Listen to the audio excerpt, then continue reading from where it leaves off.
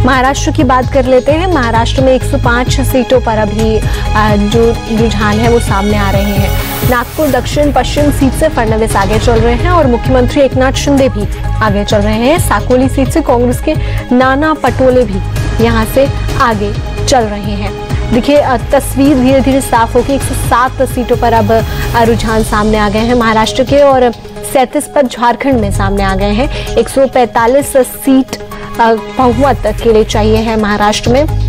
BJP अपने allies के साथ अभी महाराष्ट्र में 62 सीटों पर आगे चल रही है, तो वहीं 43 पर कांग्रेस पार्टी अपने अलाइज शिवसेना, यूबीटी और एनसीपी शरद के साथ में आगे चलती हुई नजर आ रही है। कांग्रेस पार्टी महाराष्ट्र में अकेले 18 सीटों पर आगे चल रही है, तो बीजेपी 28 पर आगे चल रही है। शिवसेना शिंदे गुट 18 पर चल रहा है आगे।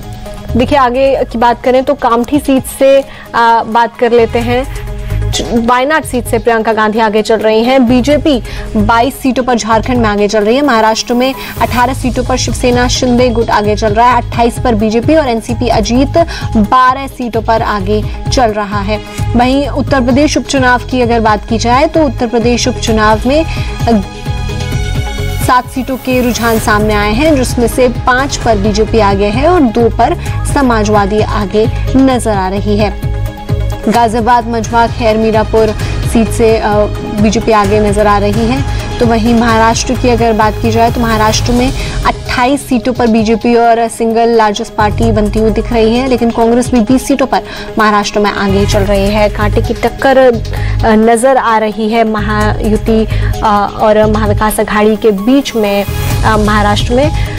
तो वहीं झारखंड में बीजेपी अपने अलाइज के साथ में 24 सीटों पर आगे चल रही है। अंतर बढ़ा है। 37 सीटों के अभी रुझान सामने आ चुके हैं, जिसमें जेएमएम अपने अलाइज के साथ 13 पर आगे है और 24 पर बीजेपी अपने अलाइज के साथ आगे चल रही है। तो ऐसे में झारखंड काफी सेफ नजर आ रहा है बीजेपी और उसके साथ चुनाव लड़ रही पार्टियों के लिए।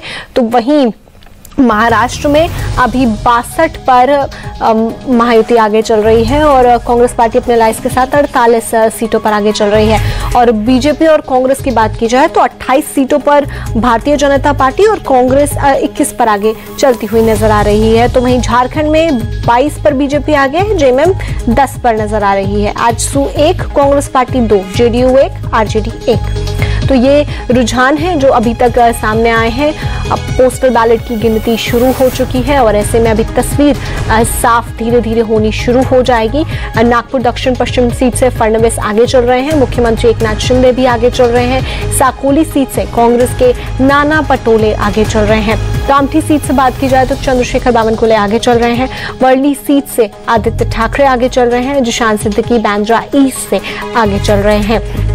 झारखंड की 40 सीटों का अब रुझान सामने आ गया है। 81 सीटों में से, जिसमें से 25 पर भारतीय जनता पार्टी और उसके अलाइज आगे चल रहे हैं और झारखंड में 23 सीटों पर तो बीजेपी आगे है। आजसू को 1 जाती हुई नजर आ रही है और जेडीयू को 1 सीट मिलती नजर आ रही है। तो वहीं जेएमएम के खाते में 12, कांग्रेस पार्टी 2 और आरजेडी 1 पर। महाराष्ट्र की अगर पार्टी वाइज बात कर ली जाए तो BJP 33, Congress 20, Shiv Sena Shinde 18, Shiv Sena UBT 12, NCP Ajit 12, NCP Sharad 15 पर नजर आ रहे हैं। और झारखंड में 24 पर BJP, JMM 12, AJSU 1, Congress 2, JDU 1 और आरजेडी 1। मुंबा देवी सीट से शिंदे गुट की शाइना एनसी आगे चल रही हैं। वहीं महाराष्ट्र की चंद्रपुर सीट से कांग्रेस कैंडिडेट आगे चल रहे हैं। माहिम सीट से राज ठाकरे के बेटे अमित ठाकरे आगे चलते हुए नजर आ रहे हैं। ये शुरुआती रुझान, जिसमें मुंबा देवी सीट से शिंदे गुट की शाइना एनसी आगे, महाराष्ट्र की चंद्रपुर सीट से कांग्रेस कैंडिडेट आगे, वहीं माहिम सीट से राज ठाकरे के बेटे अमित ठाकरे आगे चलते हुए नजर आ रहे हैं।